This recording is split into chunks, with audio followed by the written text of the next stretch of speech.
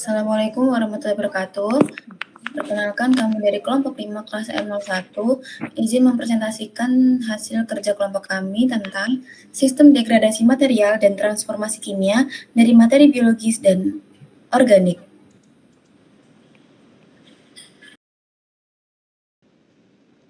Dengan anggota kelompok, Arvin Chandra Pradita, Muhammad Amira Akbar, Bunga Rani Isabella, Josian Isdiandi, Muhammad Rizky Akbar, Kalista Felita Harani, Namira Berliana ini, dan Sofi Kumilaila. Next. 3 topik pembahasan kita kali ini yaitu ada katabolisme gula, katabolisme lemak protein, dan katabolisme asam nukleat. Next. Nah, untuk pengertiannya sendiri, jadi degradasi material itu merupakan suatu proses pemecahan material kompleks menjadi komponen yang lebih sederhana yang melibatkan aktivitas mikroorganisme dan enzim sebagai katalis. Nah, dalam hal ini yang akan kita bahas yaitu mengenai katabolisme, yang mana katabolisme dan degradasi ini merupakan dua hal yang memiliki definisi yang sama, yaitu sama-sama proses pemecahan suatu molekul. Kemudian transformasi kimia merupakan proses perubahan suatu zat menjadi zat lain melalui reaksi kimia sehingga menghasilkan zat baru dengan sifat yang berbeda dari zat asalnya. Nah, fokus pembahasan kita kali ini yaitu tentang bagaimana materi biologis, gula, asam nukleat, dan lemak protein ini didegradasi dan ditransformasikan melalui proses katabolisme di dalam sebuah mikroorganisme. Next. Selanjutnya yaitu katabolisme gula, yang mana merupakan proses penguraian karbohidrat menjadi glukosa, yang selanjutnya dipecah melalui respirasi untuk menghasilkan energi. Respirasi dapat berlangsung secara aerob atau anaerob, yang mana tahapan utama dalam katabolisme gula, yang pertama yaitu glikolisis, yang kedua yaitu dekarboksilasi oksidatif, yang ketiga siklus Krebs, dan yang terakhir rantai transport elektron. Next slide. Yang pertama yaitu glikolisis, yang mana glikolisis merupakan proses pemecahan glukosa di sitoplasma menjadi 2 piruvat secara anaerob yang menghasilkan energi bersih 2 ATP dan 2 NADH sebagai tahap awal penyedia energi dan metabolit untuk proses selanjutnya, yang mana gambar di sebelah kanan ini merupakan proses dari glikolisis tersebut.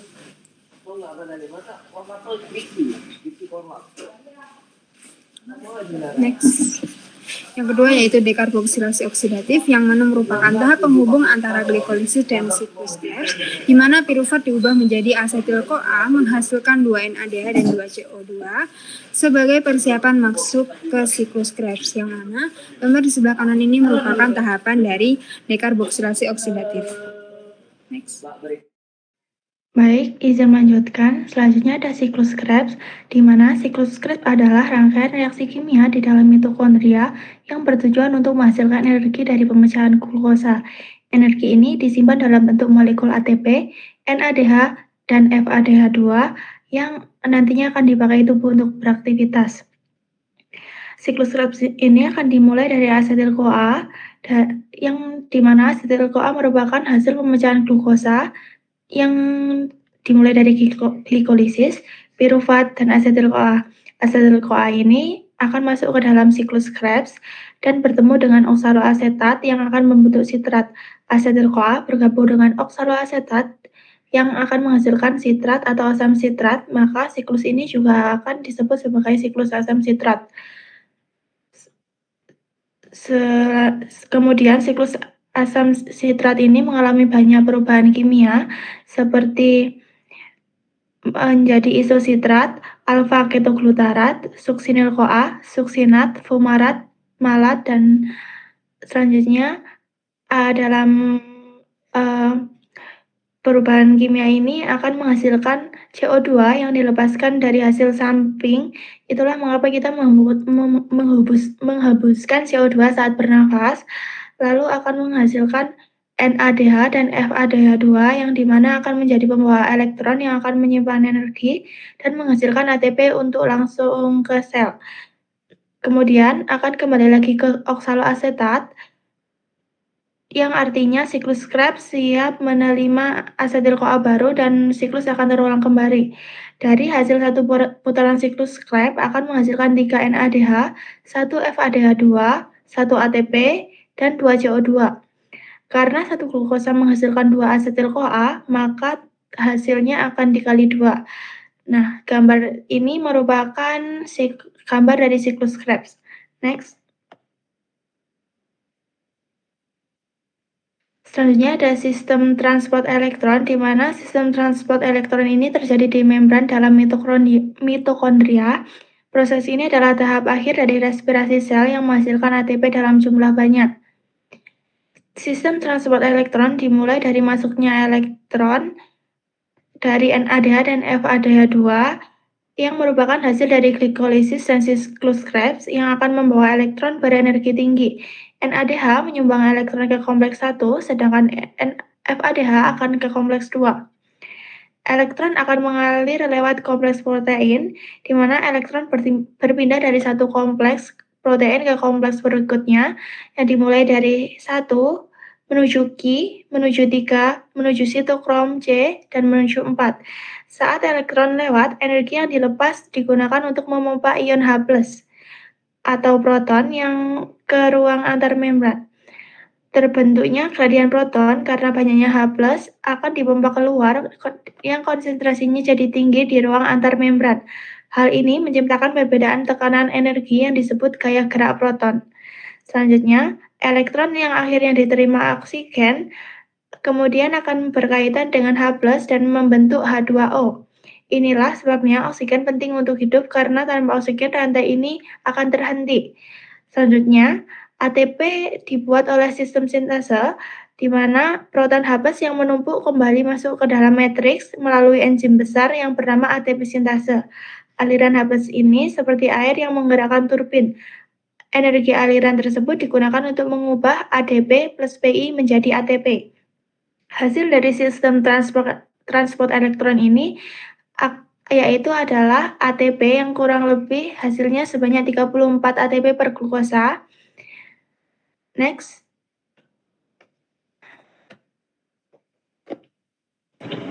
Selanjutnya ada katabolisme lemak dan protein.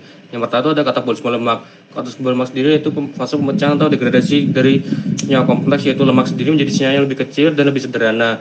Katabolisme lemak sendiri dibagi menjadi 3 proses yang berada di dalamnya. Next.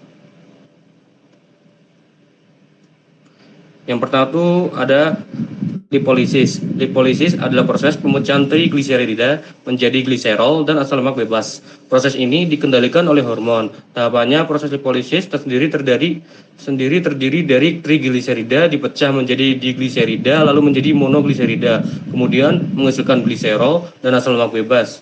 Asam lemak bebas ini diangkut ke jaringan lain untuk dioksidasi, sedangkan gliserol dibawa ke hati untuk gluconeogenesis. Next. Selanjutnya ada aktivasi asam lemak dan dioksidasi. Sebelum dimanfaatkan sebagai energi, asam lemak harus diaktifkan sebagai hasil CoA. Karena tidak dapat langsung menembus mitokondria, hasil CoA diangkut dengan bantuan karnitin. Selanjutnya, berlangsung proses dioksidasi dalam mitokondria melalui dioksidasi. Hasil CoA dipecah secara bertahap menjadi asetil CoA dan saat kemudian masuk ke siklus Krebs untuk menghasilkan energi ATP. Next. Produksi ATP dari asam lemak. Katabolisme asam lemak menghasilkan ATP dalam kondisi aerobik.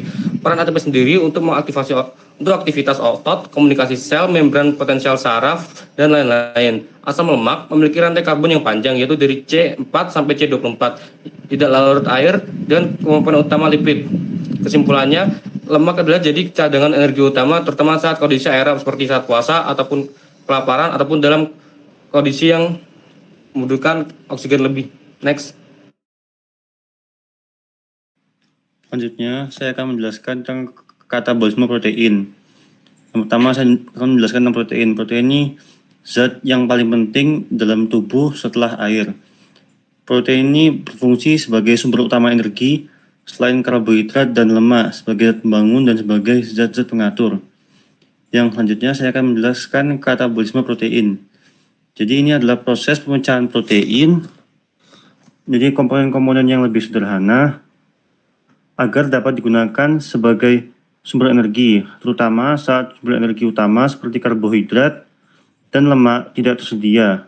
Proses ini dimulai dengan pemecahan protein menjadi asam amino oleh enzim protease di saluran pencernaan.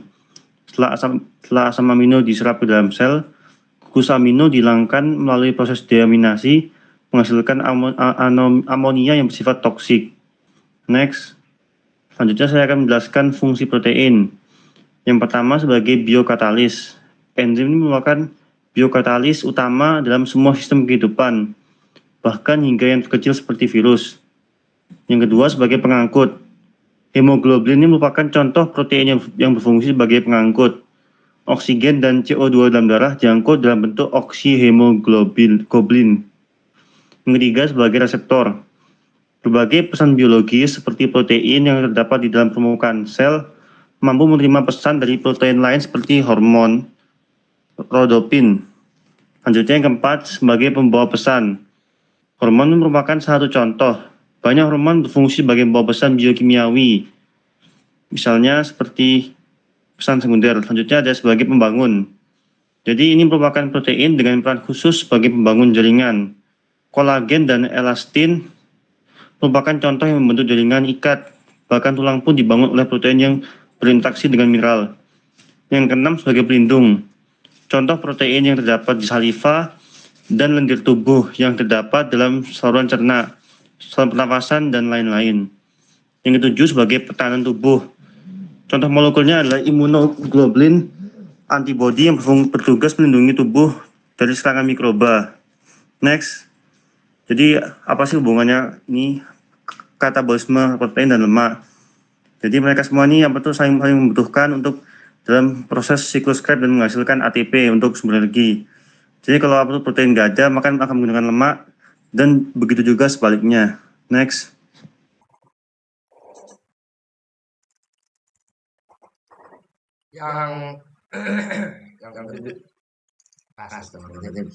Selanjutnya katabolisme asam nukleat. Katabolisme asam nukleat atau bisa disebut degradasi asam nukleat adalah proses pemecahan DNA atau RNA menjadi komponen penyusunnya yaitu nukleotida yang komponennya itu basa nitrogen, gula, dan fosfat, kemudian menjadi nukleosida yaitu komponennya basa dan gula saja, dan akhirnya menjadi basa bebas, fosfat, serta gula. Proses ini dikatalisis oleh enzim seperti nuklease dan eksonuklease yang memecah ikatan fosfodiester dan sangat penting untuk daur ulang komponen seluler dan regulasi metabolisme. Next. Nah, di sini terdapat tahapan-tahapan pemecahan yaitu awalnya berawal dari nukleoprotein dipecah menjadi asam nukleat dan protein. Nah, yang asam nukleat ini bisa dipecah menjadi nukleotida, dipecah kembali menjadi nukleosida.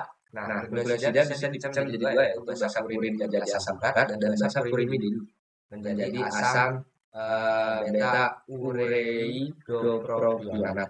Nah, di sini saya akan menjelaskan apa itu ikatan fosfodiester, yaitu asam nukleat terdapat pada ikatan kovalen melalui gugus fosfat yang menghubungkan antara gugus hidroksil atau OH pada posisi 5 gula pentosa dan gugus fosfat yang menghubungkan antara gugus hidroksil nukleotida berikutnya. Ikatan ini dinamakan ikatan fosfodiester karena secara kimia gugus fosfat berada dalam bentuk diester. Oleh karena itu ikatan fosfodiester menghubungkan gula pada suatu nukleotida dengan gula pada nukleotida berikutnya. Maka ikatan ini sekaligus menghubungkan kedua nukleotida yang berurutan tersebut. Dengan demikian akan terbentuk suatu rantai polinukleotida yang masing-masing nukleotidanya satu sama lain dihubungkan oleh ikatan fosfodiester. Nah, di sini juga saya akan menjelaskan katabolisme purin dan katabolisme purimidin. Nah, katabolisme purin adalah basa nitrogen yang terdapat pada nukleotida adin dan guanin. Proses ini degradasi purin pada manusia berlangsung hingga menghasilkan asam urat sebagai produk akhir. Nah, tahap-tahapnya yaitu nukleotida purin menjadi nukleosida, yaitu AMP atau adenosin monofosfat dan GMP atau guanosin monofosfat dihidrolisis oleh nukleotidase menjadi adenosin atau guanosin. Nah, adenosin menjadi inosin. Nah, adenosin diaminase oleh adenosin, diaminase menjadi inosin. Nah, yang ketiga yaitu inosin dipecah oleh purin nukleoside fosforilase menjadi hipoksantin, sedangkan guanosin menghasilkan guanin. Nah, yang keempat, guanin di diaminase menjadi santin. Hipoksantin dioksidasi oleh santin oksidase menjadi santin.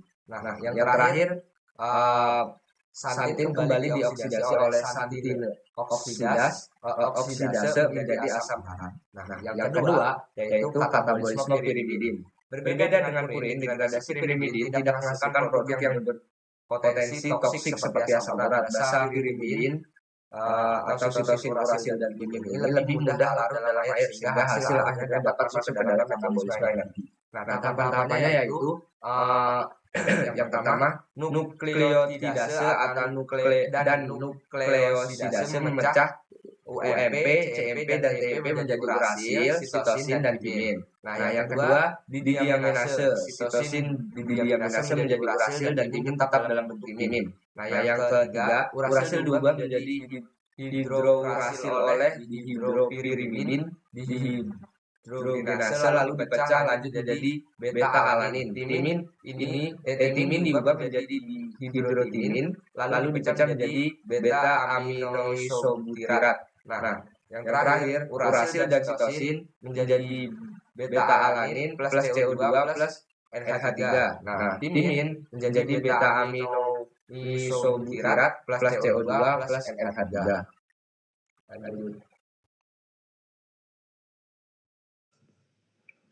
Baik, kemudian di sini ada komponen dalam katabolisme asam nukleat itu sendiri.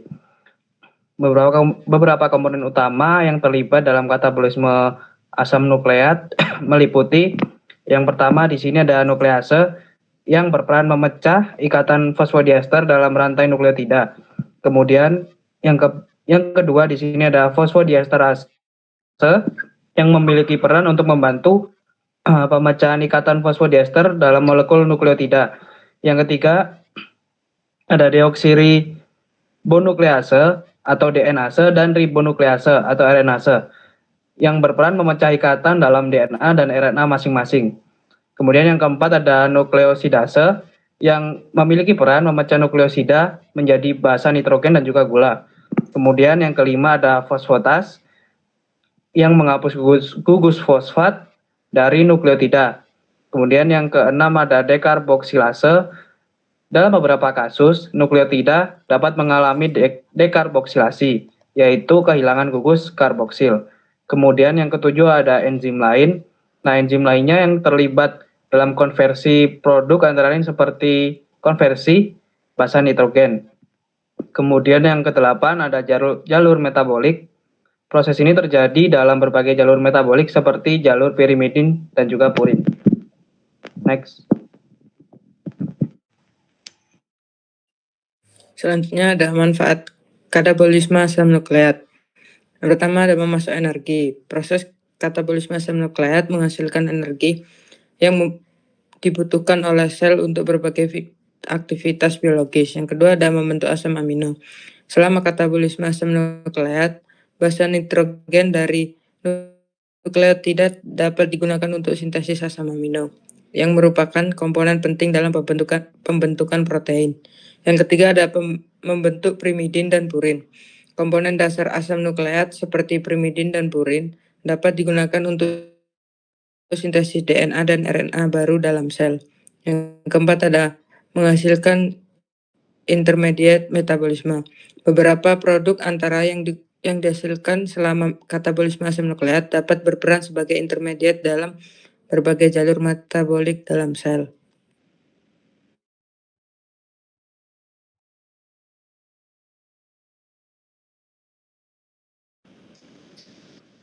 Selanjutnya masuk ke studi kasus. Di sini kami mengambil studi kasus tentang degradasi bahan organik dan pertumbuhan biomasa konsorsium pada air limbah olahan babi dengan lumpur aktif anoksik.